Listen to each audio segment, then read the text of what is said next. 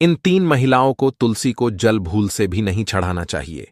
दोस्तों, एक समय की बात है, देवी सत्यभामा भगवान श्री कृष्ण के पास आती है और उनसे पूछने लगती है, हे प्रभु, पहले आपने मुझे तुलसी को जल देने का और तुलसी के पास दीपक जलाने का महात्म्य सुनाया था। किंतु हे प्रभु, आज मैं आपके पास यह जानने के उद्देश्य से आई हूँ कि तुलसी को जल चढ़ाने के नियम क्या है, कौन सी स्त्री तुलसी को जल चढ़ा सकती है और कौन सी स्त्री तुलसी को जल नहीं चढ़ा सकती। इस विषय में मुझे ज्ञान दीजिए। भगवान श्री कृष्ण कहते हैं, हे सत्यभामा, आज तुमने उत्तम प्रश्न किया है। तुलसी को जल देने के महत्वपूर्ण नियम होते हैं, उन नियमों का पालन करते हुए ही तुलसी को जल देना चाहिए। यदि कोई व्यक्ति इन नियमों का पालन नहीं करता है तो उसे महापाप लगता है। देवी लक्ष्मी उसके घर का त्याग करके चली जाती है। हे प्रिय, आज मैं उन 3 स्त्रियों के विषय में बताने वाला हूं जिन्हें तुलसी को जल नहीं चढ़ाना चाहिए। इन स्त्रियों को तुलसी को जल देने का कोई शुभ फल प्राप्त नहीं होता है, उल्टा इनके द्वारा तुलसी को जल चढ़ाने पर उन्हें महापाप ही लगता है। तुलसी को जल चढ़ाने के नियम बताने से पूर्व, हे देवी, मैं आपको सुनंदा का प्राचीन इतिहास सुनाता हूं, जिसे आप ध्यान से सुनिए।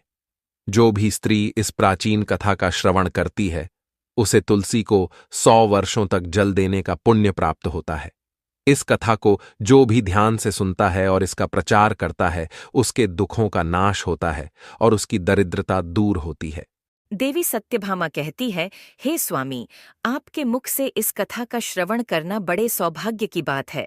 कृपया आप मुझसे वह कथा कहिए, मैं इसे ध्यान से पूरा अवश्य सुनूंगी। दोस्तों, फिर भगवान श्री कृष्ण देवी सत्यभामा को वह कथा सुनाने लगते हैं। इस कथा को आप ध्यान से पूरा अवश्य सुनिए, क्योंकि आधा अधूरा ज्ञान घातक हो सकता है।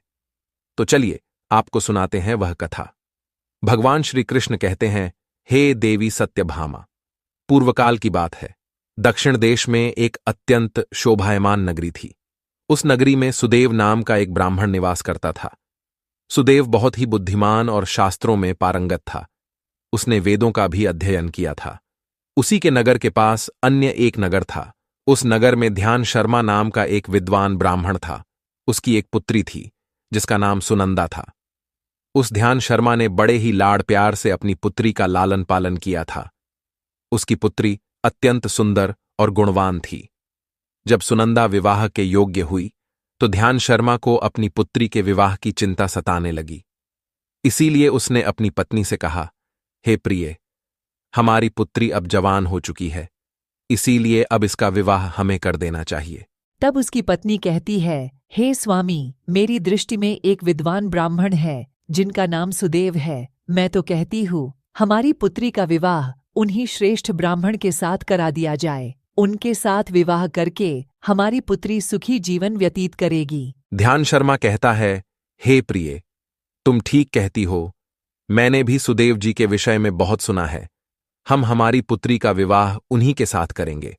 मैं कल ही उनके पास अपनी पुत्री के विवाह का प्रस्ताव लेकर जाता हूं। फिर ध्यान शर्मा अपनी पुत्री के विवाह का प्रस्ताव लेकर सुदेव के घर पर जाता है। सुदेव घर में अपने माता पिता की सेवा कर रहा होता है। जब ध्यान शर्मा सुदेव को अपने माता पिता की सेवा करते देखता है तो उसे बड़ा आनंद होता है। वह सोचता है, अरे वाह, यह ब्राह्मण पुत्र तो कितना महान है। यह तो बड़ी प्रसन्नता से अपने माता पिता की सेवा कर रहा है। जब ध्यान शर्मा को सुदेव द्वार पर खड़ा देखता है तो उनका स्वागत करता है और कहता है, हे विप्रवर, पधारिए, आपका स्वागत है। कहिए, मैं आपकी किस प्रकार से सहायता कर सकता हूं। सुदेव का अतिथि सत्कार देखकर ध्यान शर्मा बहुत प्रसन्न हो जाता है। वह देखता है कि सुदेव का घर अत्यंत पवित्र और शुद्ध होता है। उसके घर के सामने तुलसी का पौधा होता है और घर के अंदर भगवान विष्णु की प्रतिमा रखी हुई होती है। इससे ध्यान शर्मा को विश्वास हो जाता है कि सुदेव ही उसकी पुत्री के लिए सर्वोत्तम वर है। फिर ध्यान शर्मा सुदेव से कहता है, हे विप्रवर, आज मैं आपके पास मेरी पुत्री के साथ आपके विवाह का प्रस्ताव लेकर आया हूं। मेरी पुत्री के लिए आपके समान श्रेष्ठ वर कहीं और नहीं मिल सकता। सुदेव के माता पिता भी यह बात सुनकर प्रसन्न हो जाते हैं और सुदेव को विवाह के लिए मना लेते हैं। फिर सुदेव भी विवाह के लिए तैयार हो जाता है। विवाह का मुहूर्त तय किया जाता है और एक पवित्र स्थान पर सुदेव और सुनंदा का विवाह संपन्न किया जाता है। सुनंदा के सुंदर और मनमोहक रूप को देखकर सुदेव बहुत प्रसन्न होता है। सुनंदा अत्यंत गुणवान और चरित्रवान स्त्री थी।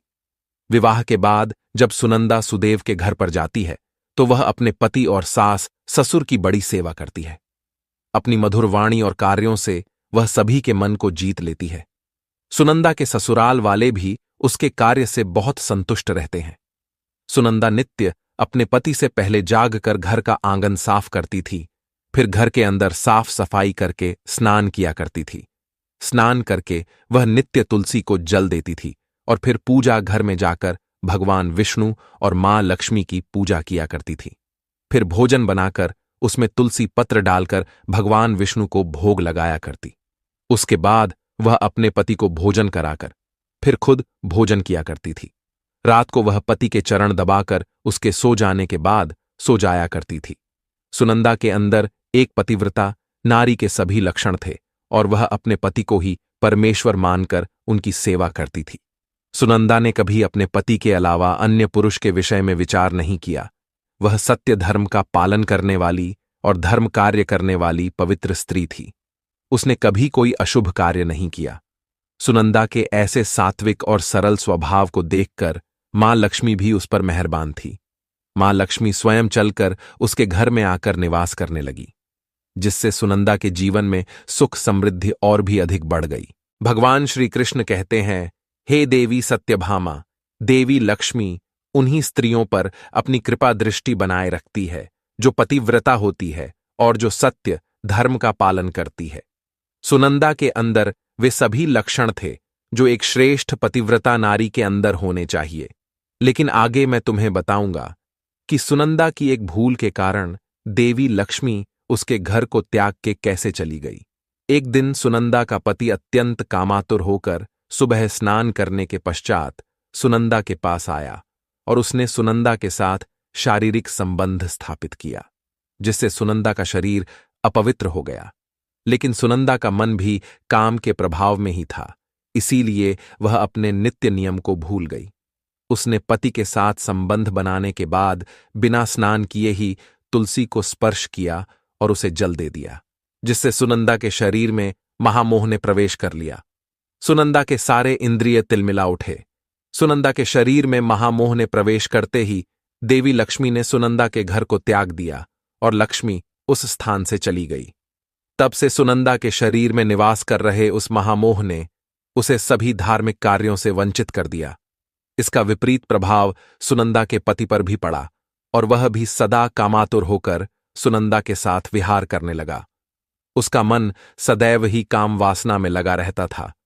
फिर एक दिन सुनंदा के पति ने तो सभी सीमाओं का उल्लंघन किया और सुनंदा के मासिक धर्म के दौरान ही उसके साथ संबंध स्थापित किया, जिससे सुनंदा के शरीर में निवास कर रहा ब्रह्म हत्या का पाप उसके पति के शरीर में प्रवेश कर गया। हे देवी सत्यभामा, जब स्त्री मासिक धर्म से होती है तो उसके शरीर में 3 दिनों तक ब्रह्म हत्या का पाप निवास करता है, क्योंकि ब्रह्मदेव ने इंद्र के शरीर से ब्रह्म हत्या का पाप निकालकर वृक्ष, जल, अग्नि और अप्सराओं को ग्रहण करने के लिए कहा था।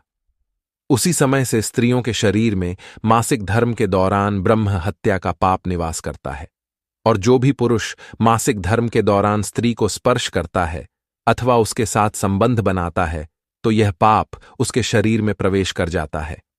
वही ब्रह्म हत्या का पाप सुनंदा के पति के शरीर के अंदर प्रवेश कर गया और वह जमीन पर गिर पड़ा।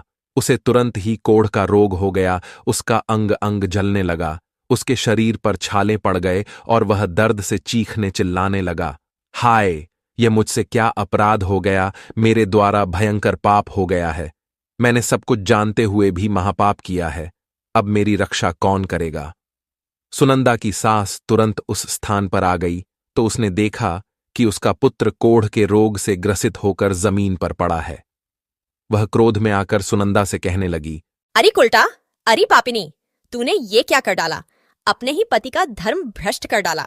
अपने पति की ऐसी हालत देखकर सुनंदा बहुत घबरा गई और जोर जोर से रोने लगी। हे सासू माँ, मुझे क्षमा करो, मुझसे बहुत बड़ा अपराध हो गया है। काम के वशीभूत होकर मेरे द्वारा यह अपराध हो गया है। सुनंदा की सास ने कहा, हे पापिनी, तू इस घर से अभी चली जा। तुझ जैसी कुलटा स्त्री को इस घर में नहीं रहना चाहिए। तूने मेरे बेटे के जीवन को नरक बना दिया। सुनंदा कहती है, हे सासू माँ, मैं कहाँ जाऊँ? मेरे पति के अलावा मेरा कोई नहीं है। मैं उन्हें छोड़कर जीवित नहीं रह सकती। सुनंदा की सास कहती है, तू कहीं भी जाकर मर जा, लेकिन अब तू इस घर में निवास नहीं कर सकती। इतना कहकर सुनंदा की सास ने उसे धक्के मारकर घर से निकाल दिया। फिर सुनंदा दुखी होकर घर से निकल गई। उसे अपनी भूल पर बड़ा पछतावा होने लगा। उसे कुछ भी समझ में नहीं आ रहा था कि वह क्या करे। सुनंदा चलते चलते एक वन में जाती है। उसी वन में एक साधु का आश्रम होता है। तब वह उस आश्रम पर सहायता मांगने के लिए जाती है तो वहां पर कोई नहीं होता है। सुनंदा उसी आश्रम पर जाकर बैठ जाती है और अपने दोष के विषय में सोचते हुए दुखी होने लगती है। फिर कुछ समय बाद एक ऋषि उस आश्रम पर आते हैं जिनका वह आश्रम होता है। जब वे ऋषि एक स्त्री को अपने आश्रम पर दुखी बैठा हुआ देखते हैं तो आश्चर्यचकित हो जाते हैं और पास जाकर उस स्त्री से पूछने लगते हैं, हे कल्याणी, तुम कौन हो और किस कारण से इस स्थान पर अकेले बैठी हो? तुम्हारे दुख का क्या कारण है? तब वह स्त्री कहती है, हे मुनिवर, मेरा नाम सुनंदा है। मेरे द्वारा घोर पाप हो गया था। उसी कारण से मैं अपने परिवार से बिछड़कर इस स्थान पर आई हूँ। वह ऋषि कहते हैं, हे देवी, ये क्या कह रही हो तुम? तुमने कौन सा पाप किया है? मुझे विस्तार से बताओ। मैं तुम्हारी कोई सहायता कर सकूं तो प्रयत्न अवश्य करूंगा। सुनंदा कहती है, हे मुनिवर, मेरे द्वारा घोर पाप हो गया है। मासिक धर्म के दौरान मैंने पति के साथ संबंध बनाया। इसी कारण से मेरे पति कोढ़ रोग से ग्रस्त हो गए और दुख भोग रहे हैं। फिर ऋषि कहते हैं, बेटी, तुम चिंता मत करो। तुम्हारे द्वारा जो पाप हुआ है उसका प्रायश्चित करो। तुम्हें पाप से मुक्ति मिल जाएगी। तुम इस आश्रम में बैठकर भगवान विष्णु की पूजा करो। तुलसी को नित्य जल दो और गौ माता की सेवा करो। तुम्हारा पति जल्दी ही ठीक हो जाएगा। फिर वह सुनंदा वहीं पर उस आश्रम में रहकर भगवान विष्णु की नित्य पूजा करने लगती है। रोज स्नान करके वह ब्रह्मचर्य का पालन करते हुए तुलसी को जल चढ़ाती है और तुलसी के पत्र डालकर भगवान विष्णु को भोग लगाती है। फिर गायों को चारा डालती है, उनकी सेवा करती है। दिन भर वही भगवान विष्णु की मूर्ति के आगे बैठकर भगवान विष्णु की भक्ति करने लगती है। इस प्रकार से 1 वर्ष बीत जाता है। भगवान विष्णु सुनंदा की दृढ़ निष्ठा और भक्ति से अत्यंत प्रसन्न हो जाते हैं और सुनंदा को साक्षात दर्शन देते हैं। भगवान विष्णु को साक्षात अपने सामने खड़ा देखकर सुनंदा उन्हें बारंबार प्रणाम करने लगती है। तब भगवान विष्णु सुनंदा से कहते हैं, हे पुत्री, तुमने बड़ी ही श्रद्धा से और भक्तिभाव से मेरी आराधना की है, इसीलिए अब मैं तुम पर प्रसन्न हूं। कहो, तुम्हारी क्या कामना है? तब सुनंदा कहती है, हे प्रभु, कृपया मुझे बताइए, मेरे किस दोष के कारण मेरे अंदर काम का वास हो गया, जिस कारण से मेरे द्वारा घोर पाप हुआ और मेरे पति को कोढ़ का रोग हो गया? भगवान विष्णु कहते हैं, हे पुत्री, अब तुम ध्यान से सुनो। तुम्हारे द्वारा अनजाने में ही एक पाप हुआ था, जिस कारण से तुम्हारे अंदर महामोह ने प्रवेश कर लिया था। एक दिन तुमने अपने पति के साथ संबंध बनाने के बाद बिना स्नान किए ही तुलसी को जल दिया था।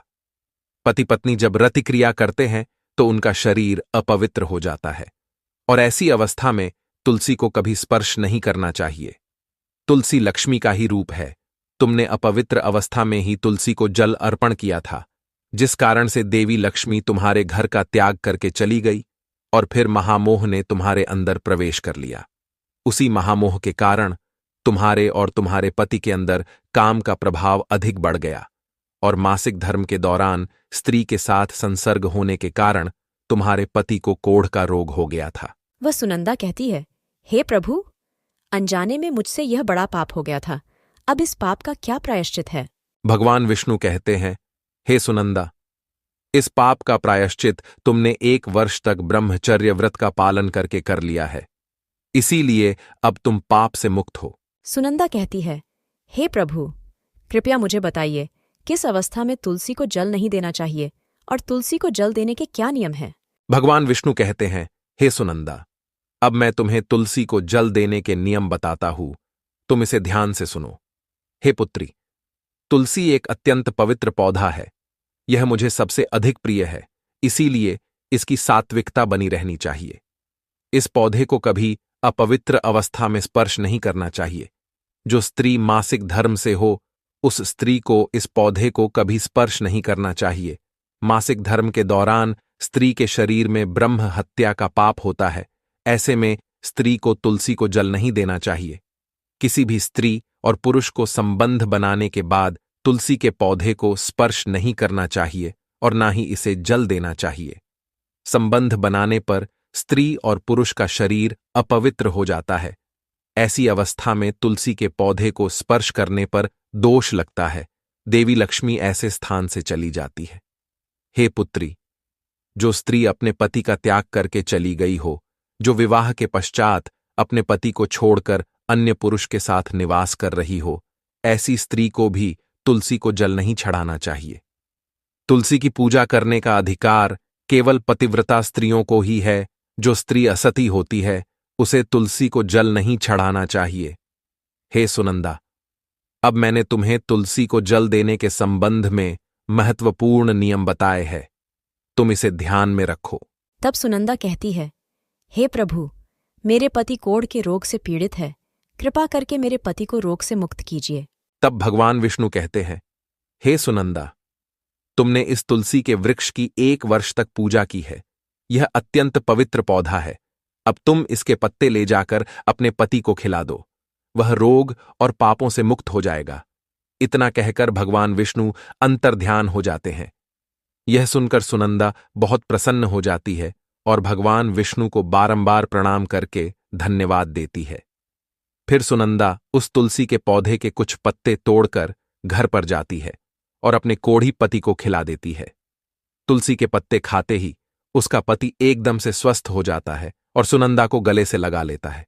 सुनंदा की सास भी जब यह चमत्कार देखती है तो बड़ी प्रसन्न हो जाती है और फिर वे सभी प्रसन्नता से रहने लगते हैं। भगवान श्री कृष्ण कहते हैं, हे सत्यभामा, इसीलिए इन अवस्थाओं में स्त्रियों को तुलसी को जल नहीं चढ़ाना चाहिए और ना ही तुलसी को स्पर्श करना चाहिए, अन्यथा इसके अशुभ परिणाम भोगने पड़ते हैं, जैसा सुनंदा के साथ हुआ था। दोस्तों, अब जानते हैं तुलसी के पौधे से जुड़े महत्वपूर्ण नियम। शास्त्रों के अनुसार सोमवार, बुधवार और रविवार का दिन तुलसी का पौधा लगाने के लिए बहुत शुभ होता है। लेकिन ग्रहण काल में, अर्थात सूर्य ग्रहण, चंद्र ग्रहण आदि दिनों में तुलसी का पौधा कभी नहीं लगाना चाहिए। तुलसी के पौधे को मिट्टी के गमले में लगाना श्रेष्ठ होता है। घर के मुख्य द्वार के सामने एक सुंदर गमले में तुलसी का पौधा लगाना चाहिए। तुलसी के गमले को हमेशा जमीन पर अथवा किसी ऊंची जगह पर रखना चाहिए, लेकिन इसे कभी लटकाकर नहीं रखना चाहिए। तुलसी के पौधे में अच्छी मिट्टी का प्रयोग करना चाहिए। अशुभ स्थानों की मिट्टी कभी तुलसी के गमले में नहीं डालनी चाहिए, जैसे शमशान, नाली या शौच वाले स्थानों की मिट्टी का प्रयोग तुलसी के गमले में कभी ना करें। जिस तुलसी के पौधे की रोज पूजा करते हैं, उसे कभी जमीन के अंदर नहीं लगाना चाहिए। जमीन में लगाने से तुलसी का पौधा अपवित्र हो जाता है और साथ ही इसका आकार भी बहुत बड़ा हो जाता है, जिससे इसकी पूजा करने में परेशानी होने लगती है और लोग इसकी टहनियां तोड़ने लगते हैं। इसके अलावा ध्यान न देने पर पशु इसे नुकसान पहुंचा सकते हैं। तुलसी का पौधा लगाने के लिए उत्तर, उत्तर पूर्व तथा पूर्व दिशा ही सर्वश्रेष्ठ मानी गई है। इसमें उत्तर पूर्व दिशा अत्यंत शुभ होती है। इस दिशा में तुलसी का पौधा लगाने से घर का वातावरण सकारात्मक बनता है और शुभ परिणाम प्राप्त होते हैं। अगर तुलसी का पौधा आंगन में लगाया जाता है तो यह बहुत शुभ होता है। तुलसी का पौधा कभी भी दक्षिण पूर्व की दिशा में कभी नहीं लगाना चाहिए। ये आग्नेय दिशा है। इस दिशा में तुलसी का पौधा रखने से जल्दी सूखने लगता है। तुलसी के पौधे को कभी भी अंधकार में नहीं रखना चाहिए। शाम के समय इसके पास दीपक जलाना चाहिए। इसके अलावा तुलसी के पौधे को चुनरी जरूर बांध देना। चुनरी के बिना तुलसी का पौधा अधूरा माना जाता है। तुलसी के पौधे में हरे रंग की चूड़ी, लाल अथवा सफेद धागा जरूर बांध देना, लेकिन तुलसी को कभी सुना नहीं रखना चाहिए। तुलसी के पत्ते तोड़ते समय ध्यान में रखें, चाकू आदि धारदार चीजों का प्रयोग करके तुलसी पत्ते ना तोड़े। तुलसी के पत्ते उंगलियों से ही तोड़ने चाहिए। तुलसी के पौधे की कभी टहनी नहीं तोड़नी चाहिए। थोड़ा अधिक समय लग सकता है, लेकिन तुलसी का एक एक पत्ता ही तोड़ना चाहिए। जितने आवश्यक हो उतने ही पत्ते लेने चाहिए। पत्ते तोड़ते समय नाखूनों का भी प्रयोग नहीं करना चाहिए। इससे स्त्री का सौभाग्य नष्ट होता है और दुर्भाग्य आता है।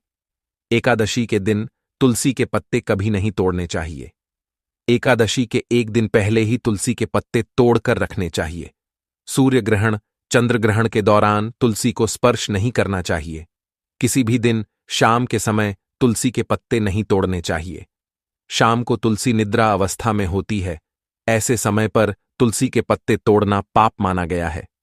पुरानी सूखी हुई तुलसी की पत्तियों को कभी फेंकना नहीं चाहिए। इसे मिट्टी में दबा दें, लेकिन कभी नाली में अथवा कचरे में ना फेंके। रविवार के दिन तुलसी को जल नहीं देना चाहिए। इस दिन पत्तियां भी नहीं तोड़नी चाहिए। तुलसी को जल देने के लिए शुद्ध पानी का ही प्रयोग करें। तुलसी को कभी गंदा, झूठा पानी नहीं चढ़ाना चाहिए। तुलसी के पौधे को भूल से भी गंदगी वाले स्थान पर नहीं लगाना चाहिए। कई बार महिलाएं तुलसी के पौधे को ऐसे स्थान पर लगाती हैं जो स्थान अपवित्र होता है, जैसे नाली के समीप या जिस स्थान पर बर्तन अथवा कपड़े धोए जाते हैं, उस स्थान पर भी तुलसी का पौधा कभी नहीं लगाना चाहिए। इससे क्या होता है? गंदा पानी तुलसी के पौधे में गिरता है। यह बहुत ही अशुभ माना गया है। तुलसी में गंदा पानी गिरने से तुलसी अपवित्र हो जाती है। तुलसी को बिना स्नान किए जल भी नहीं देना चाहिए।